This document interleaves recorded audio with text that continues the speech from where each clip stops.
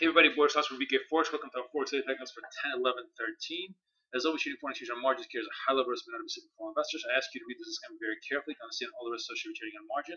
Seek advice from an independent financial advisor if you have any doubts.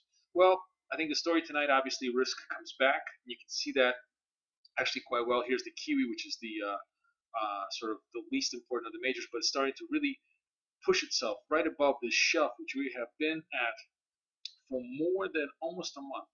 It's really incredible. We're pretty much been at this unbelievable 83 equilibrium, and now we're on our way towards taking out 83.50. I mean, if you look across the spectrum, of course, the euro is leading the charge here, as we're now above 35.50s. We still have, of course, the 36.50s overhead in the euro. We still have lots of overhead above us, but what's clear is that as long as there is hope, there's some sort of a deal on the table, and that the fiscal problems in the U.S. Could begin to be resolved. Then the bet here is that it hasn't done too much damage to the global economy. Growth still continues to be on track, and that should be positive risk and therefore positive high beta currencies. So high beta currencies getting a little bit of a boost out of this hope, essentially, in front of the weekend. Now, all of this can reverse very, very quickly. So I think the key thing about looking at charts right now is that they're completely, in my opinion, unhelpful in forecasting because continuity is very, very jarring. Yet, if the story does continue on this track, then we're looking possibly towards a much stronger, bigger push higher, with the key levels here being 36.50. We can take out those. And now, if we can look at the Aussie, you can also see the key level here, of course, being 94, 9,500. Really, 95.50 would be the really, really big level, but 9,500 the first level to breach here. We'll see how well we trade as the day progresses. But the bottom line is we're certainly looking much stronger bid here on the risk factor, and even you can see that the biggest beneficiary of the relief rally is, of course, dollar yen, which has performed quite well. I mean, if you look at dollar yen, just 2 days ago we were at 96.50 testing the lows.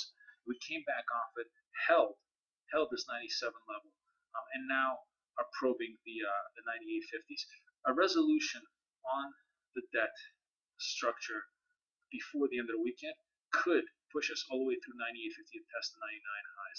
99 would be the big resistance here in dollar yen. All this is translating, of course, to better trades on the yen crosses. All you need to do is look at Aussie yen.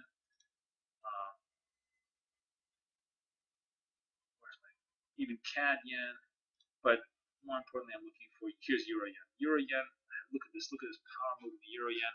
All of them starting to act much better. But again, remember, they're all still rallying off of lows into swing highs.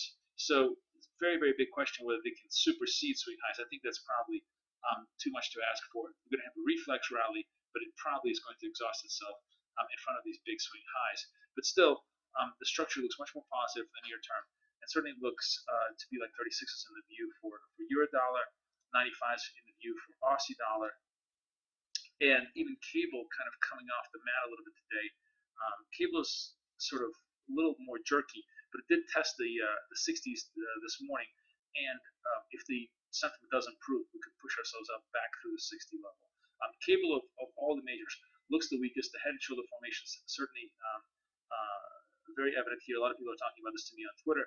The key thing about this head and shoulders formation is that, remember, one pattern can change into another if the price structure changes. So if we start pushing through the 60s and really kind of hold 60 and capture 61, this head and shoulder suddenly becomes a consolidation zone in an upward channel, and it turns the bias from clearly negative to a much more neutral price action. So worthwhile watching this. On the other hand, the break below 59 here does put a nail in the coffin here. It puts us all the way down to probably 58, 5700, perhaps watching this gap fill as they move up in the pound. All of this also, of course, interesting on the crosses, especially euro pound, which is now starting to really push nicely to the 85s. And if we get further pound weakness, we can certainly see 85.50 in the gap fill over here in the euro pound. That's pretty much how it shapes up. All eyes in Washington, D.C. for the rest of the day. No real serious data. But if we get any kind of positive action, we should be able to see the key levels run as the day closes out. Wish you guys the best of luck, the best of trading. This is Boris Schlossberg.